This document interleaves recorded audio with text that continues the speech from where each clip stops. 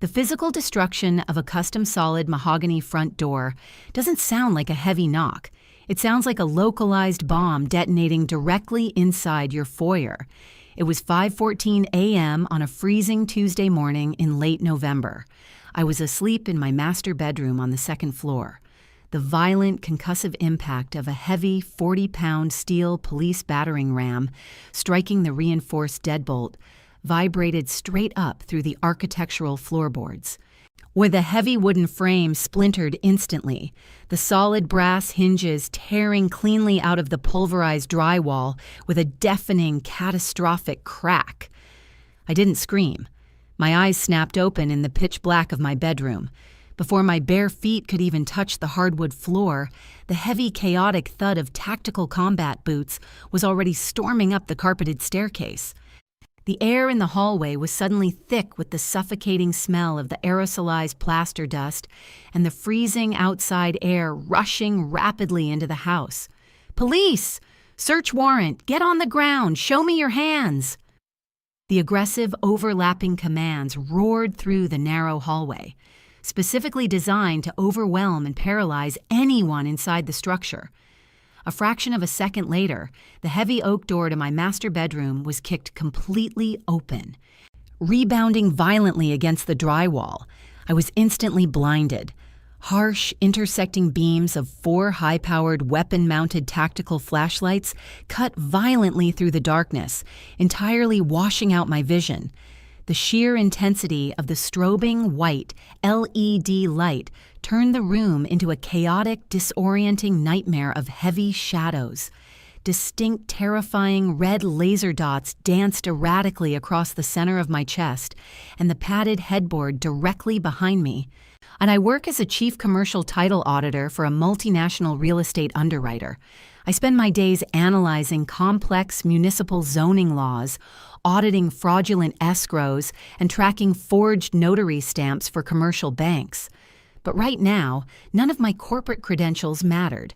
I was standing in the dark, wearing standard gray cotton pajamas, facing heavily armed police officers who had just breached my home with zero hesitation.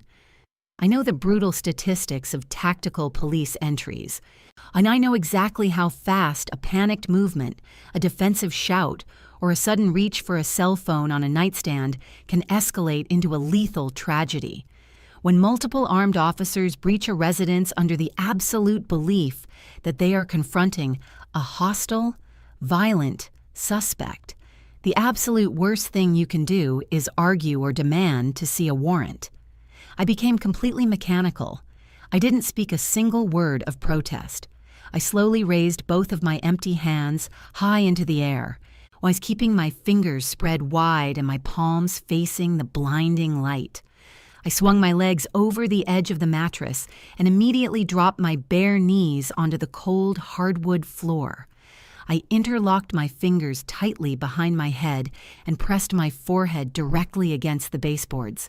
I kept my breathing slow, shallow, and deliberate. "My hands are empty and visible," I stated loudly, keeping my voice completely flat and devoid of panic, projecting clearly over the heavy shouting. "I am unarmed. There is nobody else in the residence. I am complying." The absolute immediate lack of resistance caught the entry team slightly off guard. The shouting dialed back a fraction of a decibel. A heavy, gloved hand gripped the back of my pajama shirt, hauling me up forcefully, while another officer kicked my legs apart to widen my stance. They didn't use standard metal handcuffs. A pair of heavy-duty, thick plastic tactical zip ties were ratcheted aggressively around my wrists, were securing my hands tightly behind my back. The thick plastic dug sharply into my skin, pulling my shoulders into an agonizing, unnatural posture. Another officer rapidly patted down the sides of my pajamas, checking my waistline and ankles for concealed weapons. "Clear the master! Clear the master bath!" the lead officer barked, his heavy encrypted radio crackling loudly on his shoulder strap. "Suspect is secured in the primary bedroom. No weapons visible on her person." "Walk," the officer behind me commanded, grabbing my right bicep and forcefully steering me toward the staircase. I was marched barefoot down the stairs, stepping carefully over massive chunks of splintered mahogany, twisted metal lock casings, and shattered drywall that currently littered my entryway. My solid front door was completely destroyed, hanging awkwardly by a single bent bottom hinge. They didn't stop in the living room. They marched me straight out through the ruined doorway across the wet concrete of my front porch and directly onto the cold, damp grass of my front lawn. My quiet suburban cul-de-sac had been transformed into a tactical staging ground. The street was bathed in the rhythmic, flashing red and blue strobe lights of 4 marked county police cruisers parked diagonally across my driveway. The freezing November fog hung low over the manicured lawns, and porch lights from the surrounding houses were flicking on as my neighbors stepped out to watch the quiet, professional woman in the corner house be dragged out in zip ties like a dangerous fugitive. "Hold her here," a deep voice instructed. A heavily built police sergeant with a thick gray buzz cut and a Kevlar tactical vest approached me. He clicked off his blinding flashlight, resting his hand casually on his heavy utility belt. He looked me up and down with an expression of unfiltered, high bureaucratic disgust reserved entirely for violent criminals. "Evelyn Vance?" the sergeant asked, his voice carrying the exhaustion of a man who had dealt with hostile evictions all night. "Yes, Sergeant," I replied calmly, shivering slightly in the freezing air, the plastic zip ties biting deeper into my wrists. "That is my name. I am the sole registered owner of this property." "No, you aren't," a loud, obnoxiously cheerful voice called out from the edge of the driveway. I turned my head. Parked horizontally across the base of my driveway, entirely blocking the police cruisers, was a massive 24-foot commercial U-Haul moving truck. The heavy diesel engine was idling loudly in the quiet neighborhood, its headlights cutting through the fog. Standing on the damp sidewalk directly next to the open cab of the moving truck was my 26-year-old brother, Chase. He was wearing an expensive tailored winter coat, casually holding a steaming, branded cardboard coffee cup. Standing right next to him was our mother, Eleanor, wrapped tightly in a thick cashmere scarf. They weren't panicking.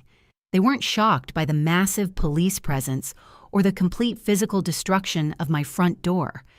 Chase was looking directly at me, shivering in zip ties on my own lawn with a wide, arrogant, untouchable smirk plastered across his face.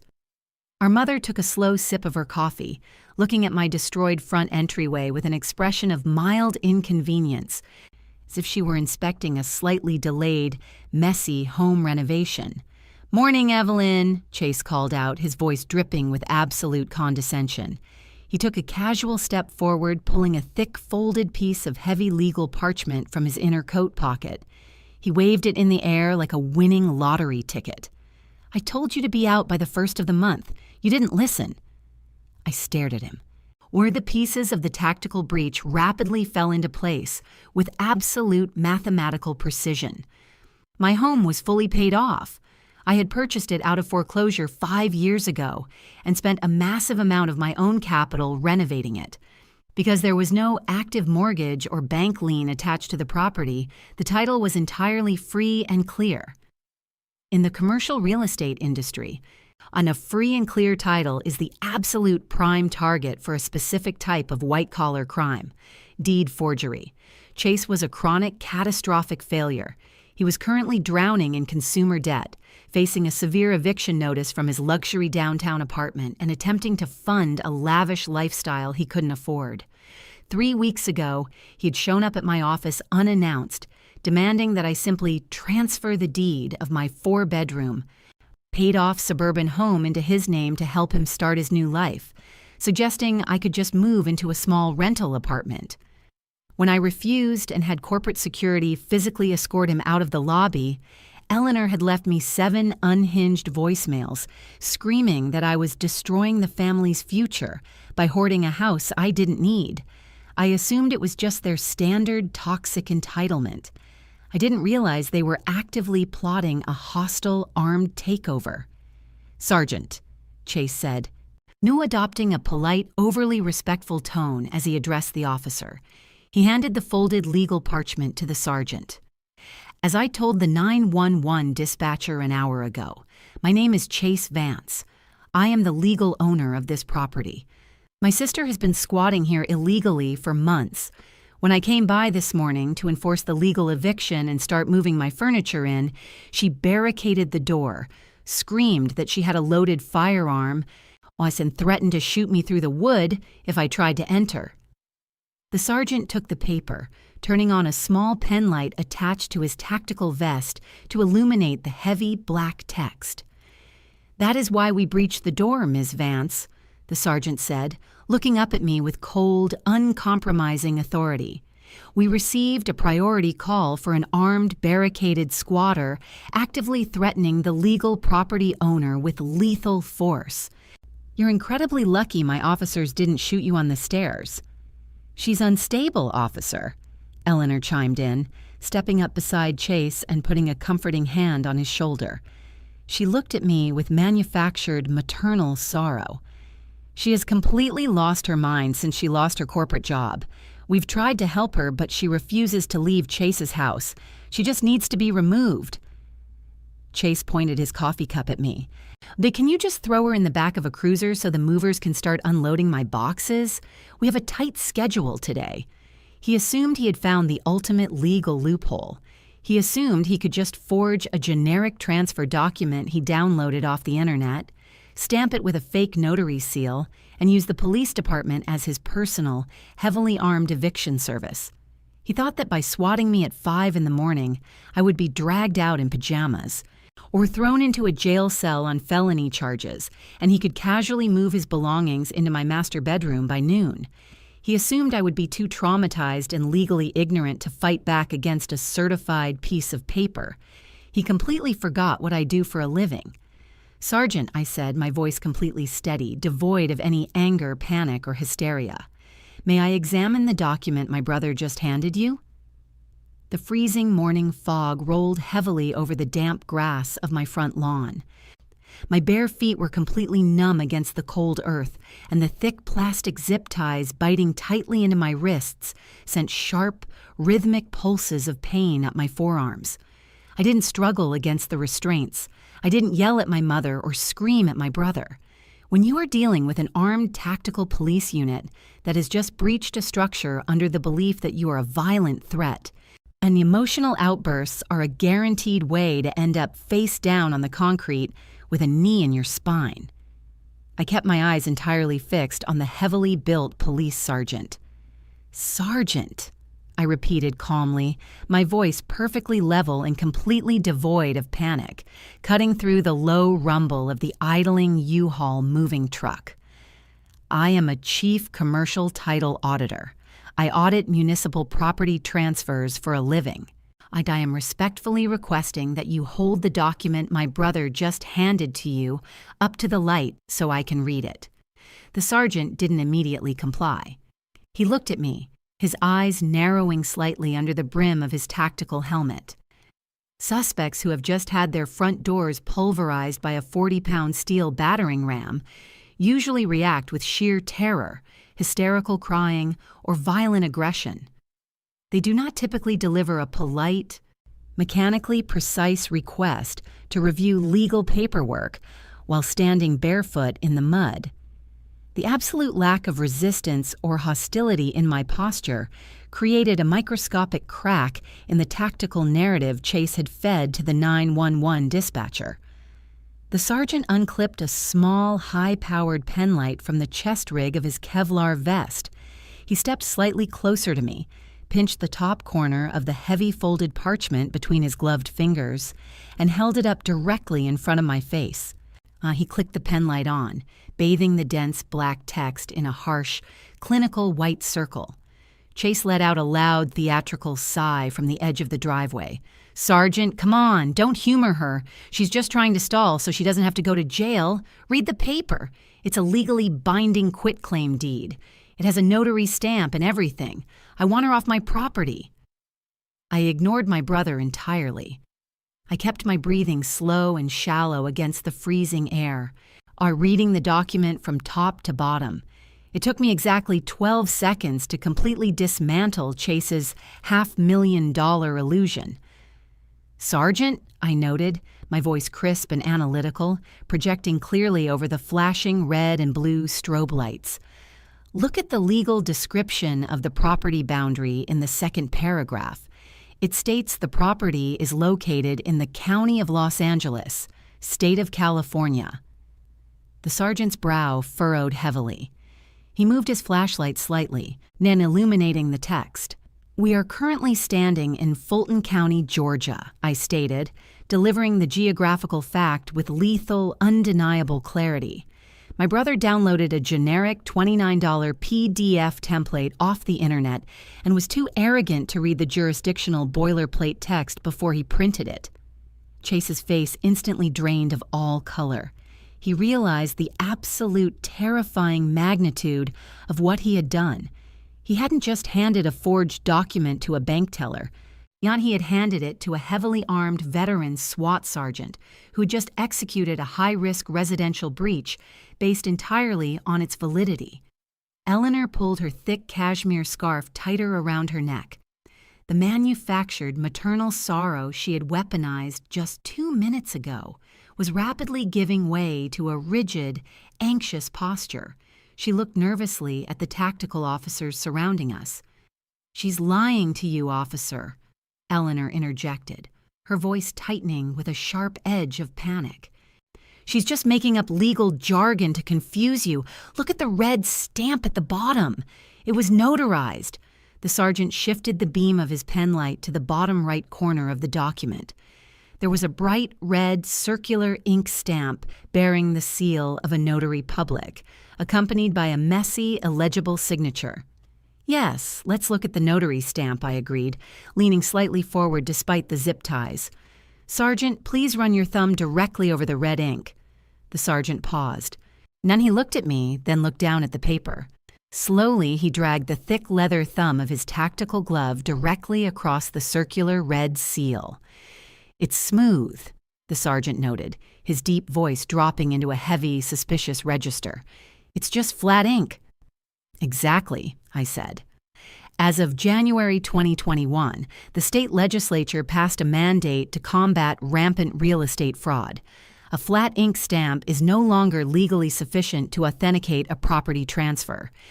Every single notary in this county is legally required to use a physical, heavy-duty steel crimper to leave a raised, tactile embossed seal on the paper. If you run your thumb over a legitimate deed, you feel the physical indentation of the state seal. What my brother handed you is a novelty ink stamp he likely ordered off Amazon for $12. Chase took a slow step backward, the steam rising from his coffee cup, suddenly the only thing moving around him. "And the final, absolute proof of the felony forgery is located at the top right corner of the page," I continued, closing the trap with ruthless mechanical precision. "Sergeant, what is the county instrument tracking number printed on that deed?" The sergeant moved his penlight to the top right corner. The corner was completely blank. "There isn't one," the sergeant replied, the realization of what had actually happened finally clicking into place behind his eyes. "There isn't one," I confirmed, "because every legally recorded property deed in this state is assigned a 14-digit, cryptographically secure alphanumeric barcode the absolute second it is physically filed and processed by the county clerk. My brother brought you a downloaded, falsely notarized piece of printer paper that has zero legal standing, and he used it to order an armed tactical breach of my home." "He filed it yesterday," Eleanor shrieked, completely abandoning her polite suburban persona. She stepped aggressively toward the sergeant, pointing a trembling finger at the paper. "I drove him to the courthouse myself. We handed it to the clerk. They told us it would take a few days for the barcode to process. She is a liar." The silence that followed her statement was absolute. I didn't argue. I just looked at the sergeant. The heavy veteran officer slowly lowered the forged document. The aggressive, high adrenaline posture of a SWAT commander evaporated, or replaced entirely by the cold, lethal fury of a law enforcement officer who realizes he has just been manipulated into risking his men's lives on a false 911 call. "You drove him to the courthouse yesterday, ma'am?" the sergeant asked, his voice a low, dangerous rumble that cut effortlessly through the freezing fog. "Yes, I did," Eleanor insisted, her voice vibrating with hysterical confidence, completely oblivious to the massive operational error she had just made. "Yet yesterday morning at 9 o'clock. The sergeant slowly reached up and turned off his penlight. "Yesterday was Monday, November 11th, the sergeant stated, his tone flat and uncompromising. Veterans Day, a federal holiday. The county courthouse and the recorder's office were locked and chained closed for the entire long weekend. Nobody filed anything yesterday." Eleanor's mouth opened, but absolutely no sound came out. The blood drained from her face so fast she looked physically ill, and the lie was so catastrophic, so easily disproven by a basic calendar, that her entire suburban illusion collapsed in less than a second. Chase forcefully dropped his expensive coffee cup onto the damp asphalt. The hot liquid splashed violently against his tailored winter coat, but he didn't even flinch. He took a slow, terrified step backward toward the massive diesel U-Haul truck, his eyes darting frantically toward the 4 marked police cruisers blocking the driveway. "Don't move!" the sergeant barked, his voice cracking like a whip. He didn't reach for his radio. He dropped his hand directly onto the heavy grip of his holstered service weapon. 2 of the tactical officers standing near my ruined front door immediately stepped off the porch, physically boxing Chase in against the side of the moving truck. The sergeant turned his full attention back to me. The disgust he had shown me 5 minutes earlier was completely gone, or replaced by strict procedural focus. "Miss Vance," the sergeant said firmly, "if this document is a forgery, where is the legitimate proof of ownership?" "Sergeant, inside my home office on the ground floor, there is a massive, fireproof biometric steel safe bolted to the foundation," I instructed cleanly, perfectly dictating the evidence recovery. "If you cut these zip ties and escort me inside, I will open it and hand you the original heavy stock warranty deed. It bears the physical, raised embossed steel seal of the municipal court and the original 14-digit instrument barcode. If you run that barcode through the mobile data terminal in your cruiser, it will instantly ping the county database and confirm that no transfer of ownership has occurred on this property in the last 5 years." The sergeant didn't hesitate. He pulled a heavy pair of tactical trauma shears from his Kevlar vest. "Cut the zip ties," the sergeant commanded to the officer standing behind me. Then he lowered his voice, looking directly at my brother and mother shivering in the fog. "And nobody leaves this driveway." The heavy metallic snip of the tactical trauma shears, slicing through the thick plastic zip ties, echoed sharply in the freezing morning fog. My arms dropped instantly. The rush of blood back into my restricted hands was a sharp, burning ache, leaving deep, dark red indentations circling my wrists. And I didn't rub them dramatically or collapse onto the damp grass in a theatrical performance of suburban outrage. I simply adjusted the sleeves of my gray cotton pajamas and nodded once at the officer who had freed me. "Step inside with me, Miss Vance," the sergeant ordered. His tone had shifted entirely from the high adrenaline bark of a SWAT commander, clearing a barricaded structure to the strict procedural focus of a veteran investigator. And he turned to the 2 officers standing near the driveway. "Davies, Reyes, maintain a hard perimeter. If either of the subjects attempts to access the cab of that moving truck or a cellular device, detain them immediately." "Wait, Sergeant!" Chase yelled, his voice cracking into a high-pitched, desperate whine. The arrogant, untouchable smirk he had worn while casually sipping his coffee was entirely gone, replaced by sudden, unfiltered panic. He took a frantic step toward the police line, and his expensive tailored winter coat scraping against the side of the U-Haul. "You can't let her go back inside. She's going to destroy the evidence. You are violating my civil rights as the property owner. Step back, sir," Officer Davies commanded. The patrolman instantly dropped his hand onto the grip of his holstered service weapon, physically inserting his armored frame between Chase and my ruined front door. Eleanor grabbed Chase's arm, her hands trembling violently.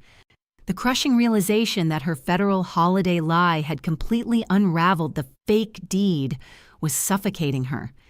"Chase, be quiet. Let them look. We have the notarized paperwork. They have to respect it."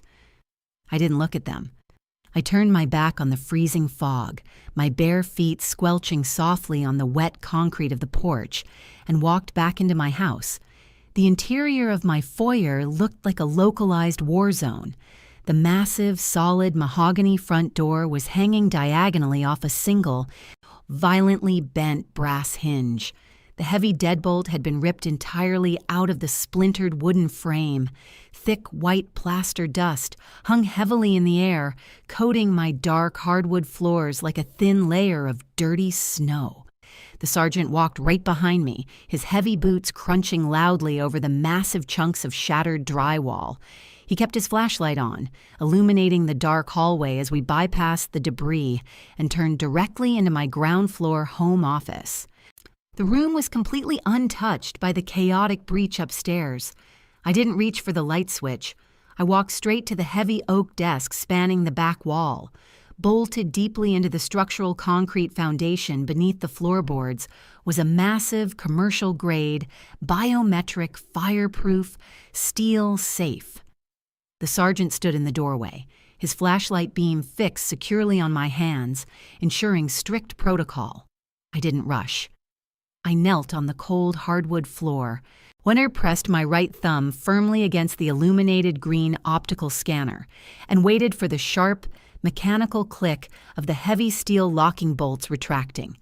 I pulled the thick, insulated door open, reached inside, and retrieved a thick, heavily reinforced legal envelope sealed with red wax. I stood up, turned around, and handed the envelope directly to the sergeant. "Inside is the active, unencumbered warranty deed for this property," I stated, my voice echoing slightly in the quiet, to dusty office. It was issued by the Fulton County Recorder's Office 5 years ago when I purchased the property out of foreclosure with a cashier's check. The sergeant didn't speak. He broke the red wax seal with his gloved thumb and slid the heavy parchment out into the harsh, clinical light of his penlight. It was completely different from the generic $29 PDF template Chase had handed him on the lawn. The heavy parchment possessed physical weight. It was watermarked.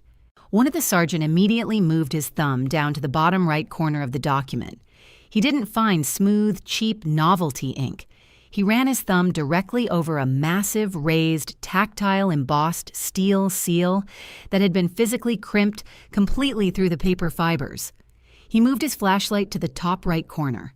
Printed clearly in bold, indelible black ink was a massive, machine-printed barcode positioned immediately above a distinct 14-digit alphanumeric county instrument tracking number. Scan the barcode with the mobile data terminal attached to your cruiser's dashboard, or call it in, I instructed cleanly. It will immediately pull up the live digital registry file. You will see my name, my verified signature, and the exact date of the transfer. You will also see that absolutely zero secondary quitclaim deeds, transfer documents, or liens have been filed against this property in half a decade. The sergeant didn't argue. He gripped the heavy parchment tightly, unclipped his heavy encrypted radio from his chest rig, and pressed the transmit button. "Dispatch, this is Unit 4 Command, Sergeant Miller," he reported, his voice a low mechanical drone of absolute law enforcement authority.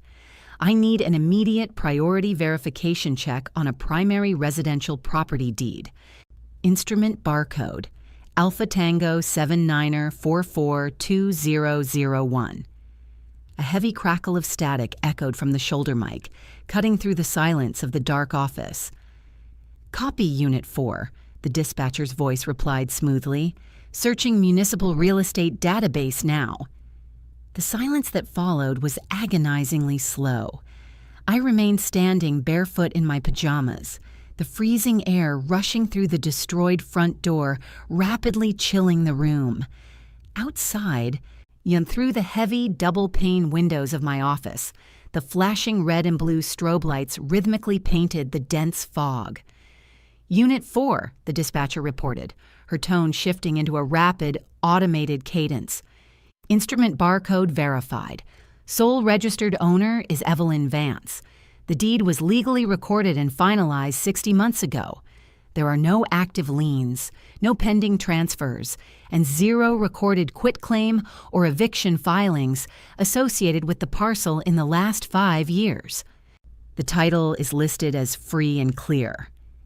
The sergeant didn't reply immediately. He slowly lowered his radio.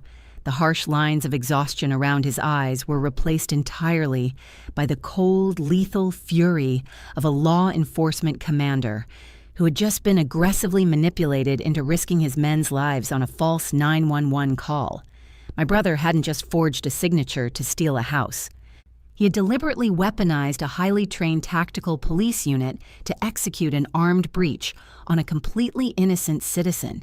He had falsely reported an armed, barricaded suspect specifically to circumvent the civil eviction process and steal a $500,000 property in broad daylight. The legal term for it is swatting.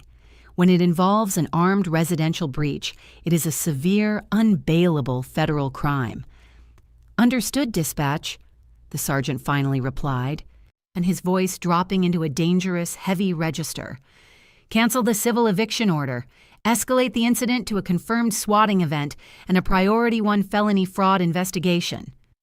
He clicked the radio off, carefully sliding the authentic deed back into the envelope and handing it to me with a nod of cold, professional respect. "Ms. Vance," the sergeant said firmly, "you have my profound apologies for the forced entry. So the County Risk Management Fund will fully cover the cost of a commercial door replacement and drywall repairs. I highly advise you to put a heavy coat and some shoes on. But right now, I need you to step back outside with me to formally identify the suspects." "Thank you, Sergeant," I replied evenly. I secured the real deed back inside the fireproof safe, spinning the mechanical dial to lock it shut. Or I slid my feet into a pair of heavy winter boots sitting near the closet and pulled a thick wool pea coat off the hanger, wrapping it tightly over my pajamas. We walked back out through the splintered, ruined foyer and stepped onto the damp, cold concrete of my front porch. The scene on the driveway had entirely devolved from a smug, victorious property seizure into an atmosphere of absolute, suffocating terror. Chase was no longer holding his coffee cup. One, he was standing rigidly against the cold metal side of the idling U-Haul moving truck, his hands raised awkwardly in the air. The 2 tactical patrol officers who had boxed him in were no longer standing casually on the lawn. They had stepped aggressively forward, their hands resting heavily on their holstered service weapons, their tactical flashlights blinding him. Eleanor had completely shattered. Her thick cashmere scarf hung loosely around her neck as she sobbed violently into her hands, on her shoulders heaving in the freezing fog. They had both heard the heavy radio transmission confirming the legitimate deed echoing from the open windows of the police cruisers.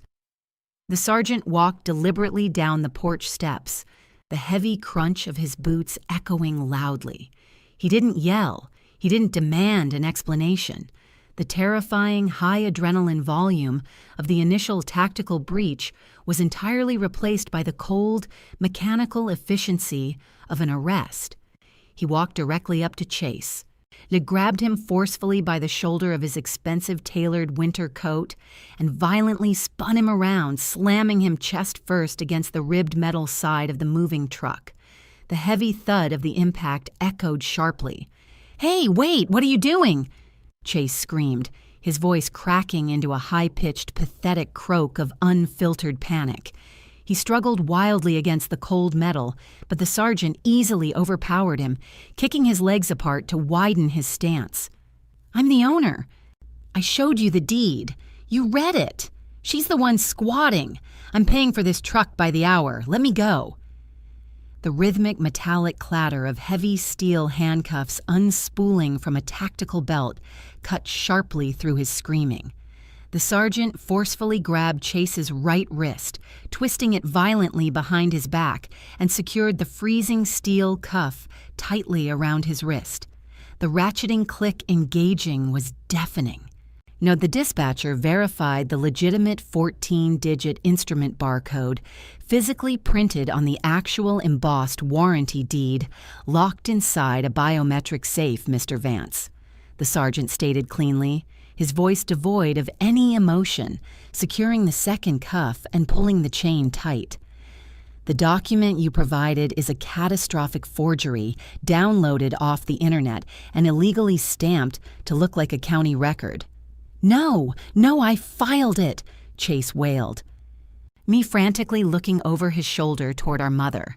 The smug, untouchable smirk he wore just 10 minutes ago had completely vanished, replaced by the sheer, unfiltered terror of a 26-year-old realizing his life was over. Mom, tell him. You drove me to the courthouse. We filed it together. Tell him. The sergeant hauled Chase backward off the truck, spinning him around to face the flashing red and blue strobe lights. You drove him to the courthouse yesterday morning, Mrs. Vance, the sergeant repeated, his tone entirely flat. He looked directly into my mother's terrified, wide eyes. On Veterans Day, when every single municipal, state, and federal building in the country was locked and completely empty. Eleanor froze completely. The hysterical screaming died instantly in her throat. The realization of her catastrophic, undeniable lie slammed into her with the physical force of a freight train. Meant she had just provided a totally false alibi for a felony forgery directly to a SWAT sergeant. You didn't just forge a deed, son, the sergeant said, his voice dropping to a heavy, dangerous register as he looked at Chase. You utilized the 911 emergency system to falsely report an armed, barricaded hostage situation, specifically to orchestrate a tactical SWAT breach on an innocent homeowner. Or you actively attempted to weaponize a heavily armed police unit to execute a fraudulent eviction. The freezing November fog seemed to crystallize the absolute suffocating terror hanging over my damp driveway. Chase was violently pinned back against the ribbed aluminum side of his massive 24-foot U-Haul truck. His expensive, tailored winter coat was smeared with dark, greasy mud from the exterior paneling, and his hands were ratcheted tightly behind his back in heavy steel handcuffs. So the arrogant, untouchable smirk he had worn 10 minutes earlier while sipping coffee and watching a tactical police unit pulverize my front door was completely obliterated. The veteran SWAT sergeant stood directly in front of him, entirely immovable, his tactical Kevlar vest shifting slightly as he stared down at the 26-year-old who had just orchestrated an armed, multi-officer residential breach over a downloaded PDF.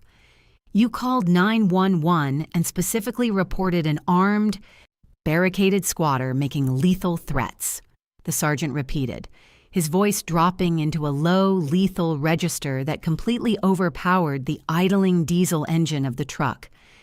You intentionally utilized a heavily armed police unit as your personal eviction service based on a catastrophic forgery. That is a Priority 1 federal felony, Mr. Vance. It is called swatting. People die during these operations because of arrogant, sociopathic stunts, exactly like yours. No, wait.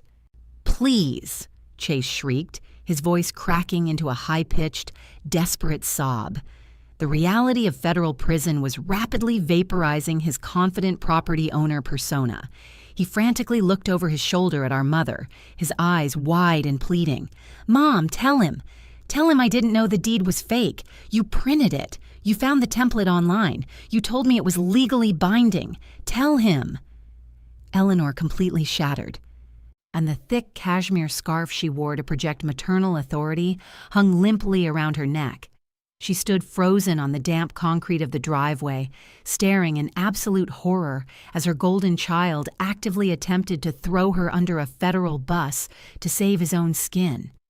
I didn't, Eleanor stammered, her voice thin, reedy, and vibrating with an unfiltered panic that echoed loudly against the side of the massive truck.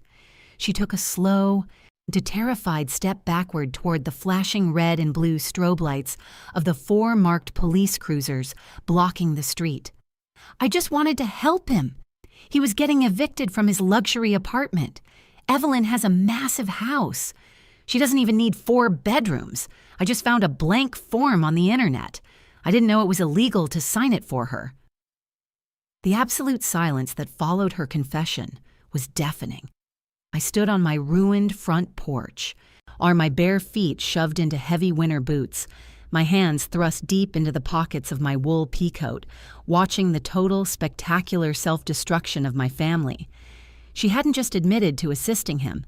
She had just formally confessed to actively sourcing the fraudulent document, participating in the forgery of my signature, and conspiring to execute a hostile property takeover in front of 4 sworn police officers on active body cameras. The sergeant slowly turned his head away from Chase and locked his eyes directly onto Eleanor. "You found the form on the internet, ma'am?" the sergeant asked smoothly, his tone entirely devoid of the high adrenaline bark he had used to clear my staircase. He sounded like a predator circling a wounded animal. "And you actively participated in the signing of a generic property transfer document, knowing full well you were not the legal owner. And then presented it to law enforcement officers as a genuine county record?" Eleanor's mouth opened, but absolutely no sound came out. She realized, a fraction of a second too late, exactly what she had just done. The blood drained from her face so fast she looked physically ill. "Yes, she did," Chase yelled, desperately twisting his handcuffed wrists against the cold metal of the truck. "She rented this U-Haul. Look at the paperwork on the dashboard. It's in her name. She paid for it. Hong, she told me we could just move my stuff in while Evelyn was asleep and force her out into the street. It was her idea." Eleanor let out a sharp, breathless gasp, pressing her hands against her mouth in absolute horror. Her own son was rapidly unloading every single piece of corroborating evidence directly to the police. "Chase, shut up!" Eleanor shrieked, her voice cracking into a hysterical, high-pitched wail. She stepped aggressively toward the truck, her hands trembling violently. "Do not say another word. You are ruining everything. You told me it would work. You said the cops wouldn't question a notarized paper." "Officer Reyes," the sergeant commanded over his shoulder, entirely ignoring their screaming match. He pointed a heavy gloved finger directly at my mother. "Detain her. She is a primary co-conspirator to felony forgery, grand theft real estate, and the false reporting of an emergency." A tactical patrol officer immediately stepped forward from the edge of the lawn. He grabbed Eleanor firmly by the arm, spinning her roughly around. The rhythmic metallic clatter of a second pair of heavy steel handcuffs unspooling from his belt cut sharply through the freezing fog. "No, wait, you can't arrest me!" Eleanor wailed, struggling violently against the officer's unyielding grip. The harsh, strobing police lights illuminated the absolute terror in her eyes as the cold steel bound her arms behind her back. "I'm a mother. I was just trying to secure a home for my son. Evelyn, tell them to stop. You can't send your own mother to jail over a piece of paper. We are family." I didn't flinch. I didn't step off the porch. I looked directly at her, my expression entirely devoid of emotion. "You didn't forge a piece of paper to secure a home, Eleanor," I stated cleanly, now my voice projecting clearly over the flashing lights and the idling diesel engine. "You forged a primary legal instrument to steal a $500,000 fully paid-off commercial asset, and you deliberately weaponized a heavily armed tactical police unit to execute an armed breach on my bedroom at 5 a.m. to do it." I pulled my cell phone from the pocket of my peacoat. The screen was cracked from being violently thrown onto the floor during the raid, but it still functioned. And I opened my digital commercial insurance portal. The tactical breach you orchestrated entirely destroyed a custom, solid mahogany front door and severely compromised the structural framing of my entryway. I continued, speaking with the mechanical, uncompromising precision of an auditor presenting a final liability ledger. The replacement cost for the door, the commercial deadbolts, and the structural drywall repair is roughly $14,000. I hit the record button on the screen, aiming the camera directly at Chase and Eleanor shivering in handcuffs. "I am currently recording this interaction to append to my corporate insurance claim," I announced. "My insurance carrier will rapidly deploy a forensic adjuster to assess the physical damage to my property. And because you are currently being arrested on felony fraud charges specifically related to the destruction of my home, the insurance company will legally subrogate the entire $14,000 claim directly against your personal assets." Chase let out a low, pathetic groan, his knees buckling slightly against the side of the moving truck. He was already facing severe eviction and massive consumer debt. A sudden, aggressive corporate collection agency pursuing him for $14,000 would completely obliterate any chance he had of ever recovering financially. "You can't do that!" Eleanor shrieked, her voice vibrating with hysterical desperation. "We don't have $14,000. We spent everything we had renting the truck and paying Chase's back rent to keep him out of court. You have a massive salary. Just pay for the door yourself. It's your house." "It is my house," I agreed softly, lowering the phone and locking the screen. "And you broke it, so you are going to pay to fix it." The sergeant didn't interrupt the financial execution, and he simply watched the reality of the situation completely crush the two entitled people standing in the mud. He reached up, keyed his encrypted radio, and stared directly at Chase. "Dispatch, Unit 4 Command," the sergeant reported smoothly. "Cancel the civil response. I need 2 transport cruisers at my location immediately for a priority felony booking. We have 2 suspects in custody for multiple counts of forgery, grand theft, and severe swatting." The radio crackled back instantly. "Copy. Unit 4, transports are en route." The radio transmission confirming the 2 transport cruisers echoed loudly across the freezing, damp front lawn of my house. Chase Andrew Vance, the 26-year-old golden child who had expected to sleep in my master bedroom by noon, slowly slumped forward against the ribbed aluminum side of the idling U-Haul truck. His expensive tailored winter coat dragged through the mud. He squeezed his eyes shut, sobbing audibly into the cold metal paneling. He wasn't crying because he felt remorse for weaponizing a tactical police unit against his own sister. He was crying because the reality of the massive, unbailable federal charges had finally pierced his arrogant suburban bubble. Eleanor completely shattered. She stood frozen on the driveway, the thick cashmere scarf hanging limply around her neck, staring in absolute, unfiltered horror as her hands were ratcheted tightly behind her back in heavy steel handcuffs. And the tactical patrol officer held her firmly by the bicep, completely unbothered by her hysterical, hyperventilating sobs. "Evelyn, please!"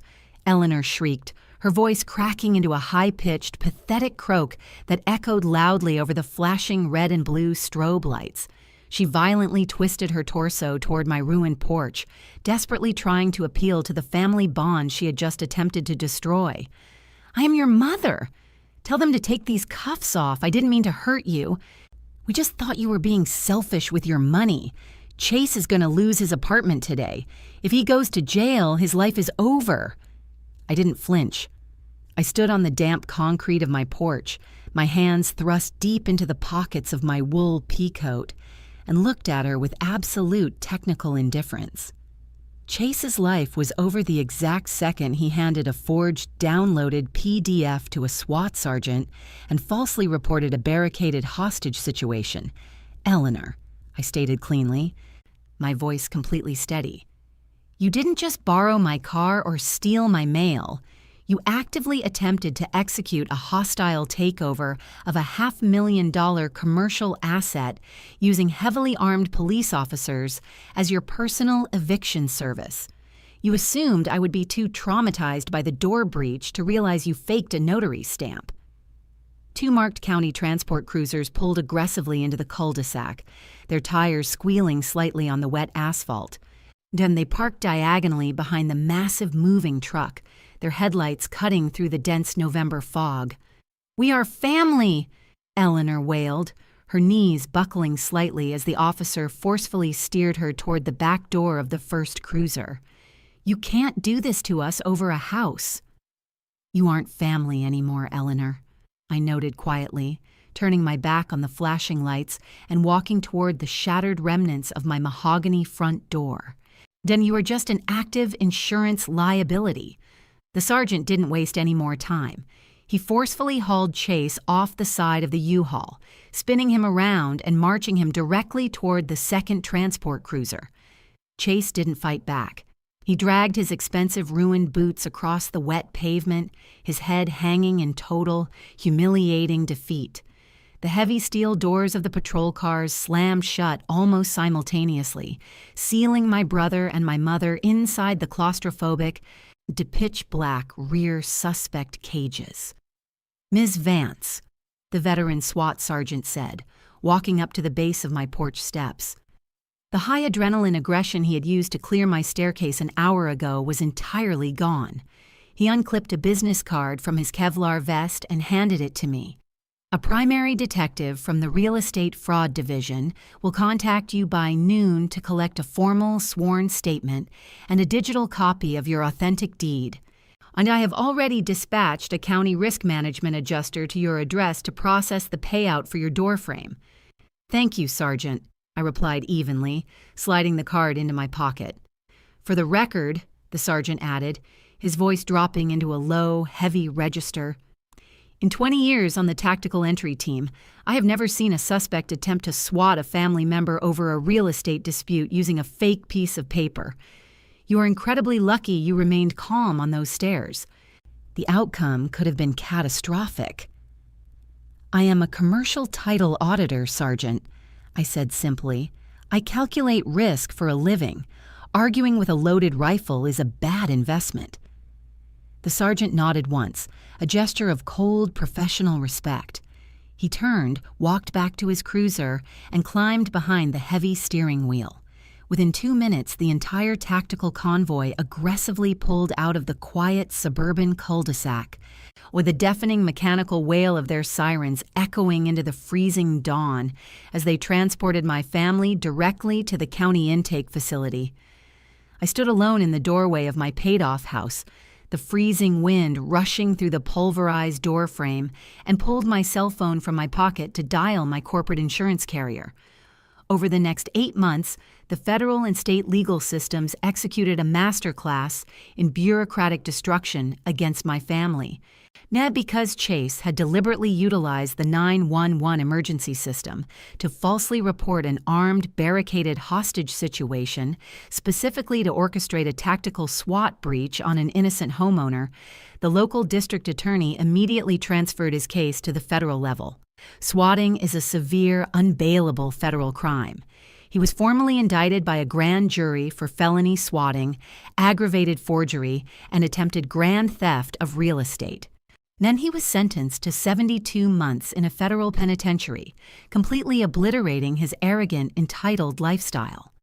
Eleanor did not escape the blast radius, because she had formally confessed to the SWAT sergeant on an active police body camera that she had sourced the fraudulent document, paid for the U-Haul truck, and actively conspired to execute the hostile property takeover. She was indicted as a primary co-conspirator. She accepted a brutal plea deal to avoid federal prison time, resulting in 5 years of strict, supervised probation, 3,000 hours of community service, and a massive, unpayable permanent felony record. Their financial ruin was absolute. The corporate insurance carrier representing my property rapidly deployed a forensic adjuster, repaired my custom mahogany door and structural framing, and aggressively subrogated the entire $14,000 claim directly against Eleanor's personal assets. and to satisfy the corporate collection agency and pay for Chase's exorbitant federal defense attorney, my parents were forced to completely liquidate their retirement accounts and sell their own home, moving into a cramped, aging apartment on the outskirts of the city. My real estate title remained entirely unencumbered. The county recorder's office flagged my digital file with a high-security lock to prevent any future fraudulent quitclaim filings. I upgraded my home security system with reinforced steel door frames, exterior biometric scanners, and shatterproof glass. They thought they could use a downloaded $29 PDF template to steal a $500,000 commercial asset. They thought I would simply panic, surrender the property, and absorb the liability to protect my brother's weekend moving schedule. They completely forgot that a Chief Commercial Title Auditor doesn't argue with forged documents. Weren't I just handed the police the original cryptographically secured barcode and let the federal justice system hand them the bill? If your entitled family forged a fake property deed, rented a moving truck, and falsely called a SWAT team to violently evict you from your own paid-off home, would you have handed the police the original authentic document, or would you have just surrendered the house to keep the family peace? Tell me your thoughts in the comments below. If you enjoyed this story of absolute paper trail justice, leave a like, subscribe to the channel, and turn on notifications. See you in the next video.